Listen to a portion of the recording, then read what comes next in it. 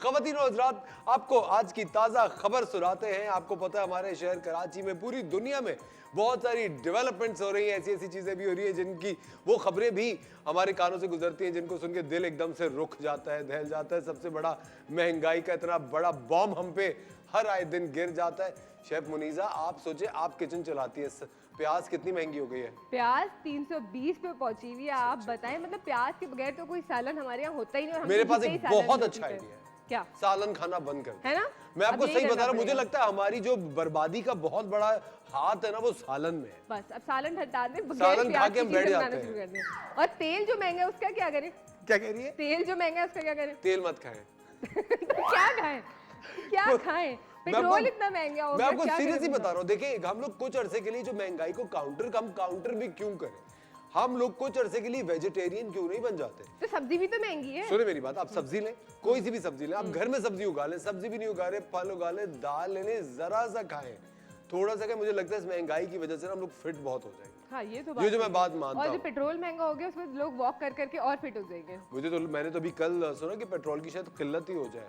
पता अल्लाह ही खैर करे। गैस नहीं आ रही कि खाना भी कैसे पकाए, ये भी तो आप देखें। ना गैस, फाकों पे आते हैं और क्या करें? ना गैस, ना पानी, ना बिजली, ना पेट्रोल, ना खाना।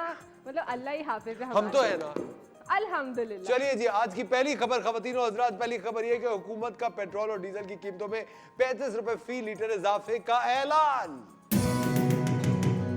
ये बहुत ही अफसोस की बात है, लेकिन अब क्या कह सकते हैं, हुकूमत के काम हुकूमत ही जाने। हम तो सिर्फ गधों की तरह चलते रहते हैं। ऐलान नहीं, इम्प्लीमेंट हो चुका है। एग्जैक्टली, बिल्कुल 35 रुपए बढ़ चुके हैं। और जब हम डलवाने जा रहे थे, सबसे ज्यादा मजा ये आता है कि जब ये अनाउंसमेंट होती है उसके बाद जो रश लगता है पेट्रोल पंप। हाँ। और लेकिन वो तब तक पेट्रोल पंप वाले भी माहिर हैं, बढ़ा चुके हैं। नहीं, बंद भी कर चुके होते हैं। हाँ, वो हमसे ज्यादा तेज है। मैंने आपको देखा बाइक पे खड़ी हुई थी उस दिन। हाँ, मैं ना रिक्शे में भी गई थी।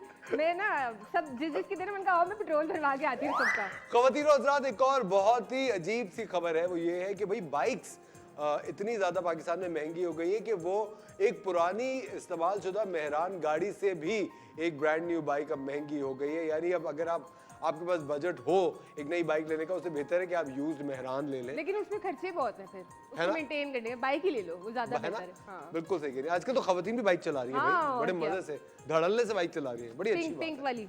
चलिए जी, अगली खबर। आज की अगली खबर है, जी हाँ, ये बड़ी ही जबरदस्त खबर है।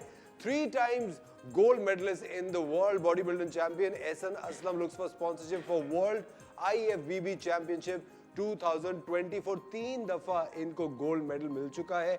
हमारे मुल्क के एक बहुत ही जबरदस्त हैवी लिफ्टिंग चैंपियन है, बॉडी बिल्डर है एहसन असलम। वो स्पॉन्सरशिप की तलाश में है ताकि वो एक बड़ी जबरदस्त वर्ल्ड IFBB चैंपियनशिप 2024 में हिस्सा ले सकें। और हमारी गवर्नमेंट को या हम लोगों को सपोर्ट करना चाहिए। बहुत सारे ऐसे फैंस भी होते हैं जो कि इस स्पोर्ट से उनको एक शगफ होता है, वो चाहते हैं कि बॉडी बिल्डिंग के भी मेडल्स और जो ट्रॉफीज़ हैं पाकिस्तान में। अगर आप में से कोई ऐसा शख्स है जो कि इनको सपोर्ट करना चाहता है एहसन असलम को, तो आप इनके इंस्टाग्राम पे जा सकते हैं या आप हमारे द मॉर्निंग स्टार पे भी रब्ता कर सकते हैं। हम आपकी स्पॉन्सरशिप इन तक पहुँचा देंगे।